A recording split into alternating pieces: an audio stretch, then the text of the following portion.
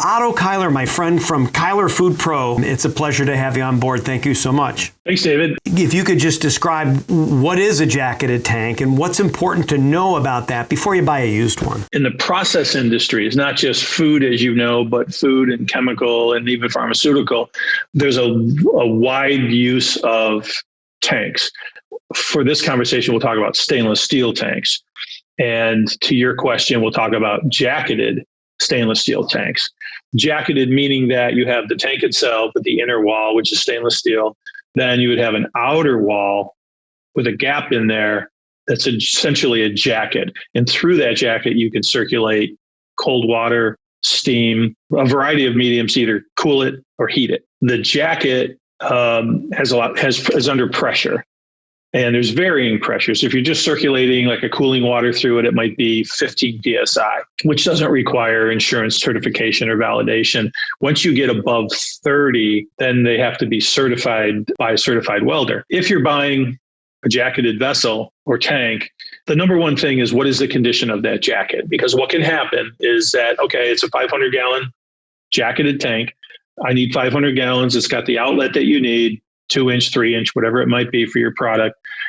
And I need to heat my product up to 180 degrees and hold it there. So the stuff that goes in the jacket's super hot and it heats. It's like a crock pot. It's a heat exchanger essentially. Okay. In a tank form. Many of these types of vessels will have agitation, but I'll get to that in a second. So the jacket itself needs to be certified, assuming that we're over 30 psi.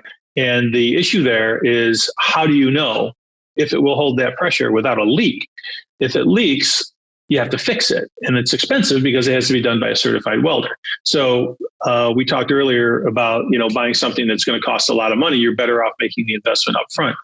This is an area that is difficult for the auctioneer selling the equipment as well as the customer because they're plumbed into place. And typically the best you're going to get is the mechanic that worked on that equipment or the maintenance supervisor will say, when we operated that last month, it was holding pressure fine. That's typically what you get. And that's like buying a car and go, yeah, I just drove it to Buffalo and back and it was fine. I know that it worked. I know that it works. And I would say 95 times out of 100, that's probably accurate, but it leaves room for interpretation.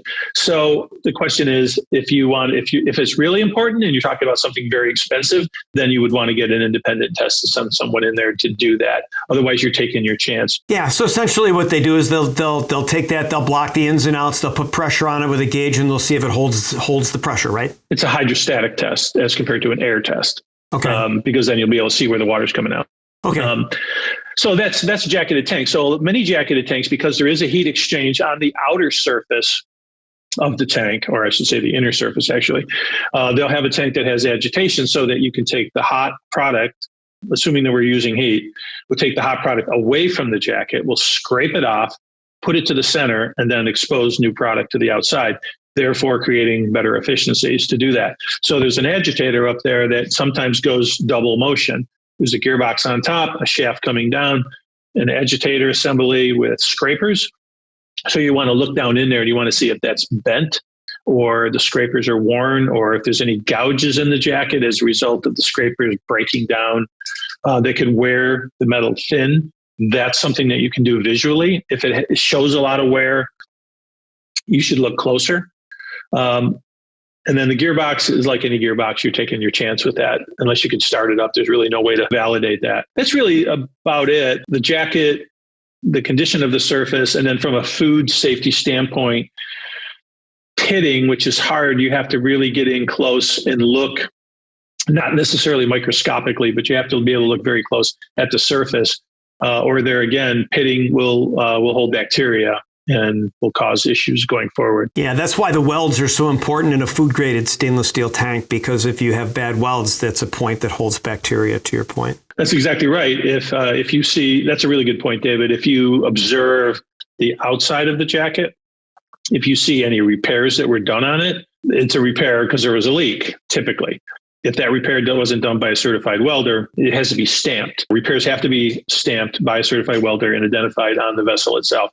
So there's a lot of questions to ask there. And, there again, it's a buyer beware. And I think a sophisticated buyer is someone that knows what he's looking at, or get someone from a welding shop, a sanitary welding shop, to have a look at it for them. If it's an expensive piece, that's what I would do. Lots of really great information. Otto Cuyler, Cuyler FoodPro. Otto Cuyler, thanks for your time. David, thanks a lot. Thanks for having me.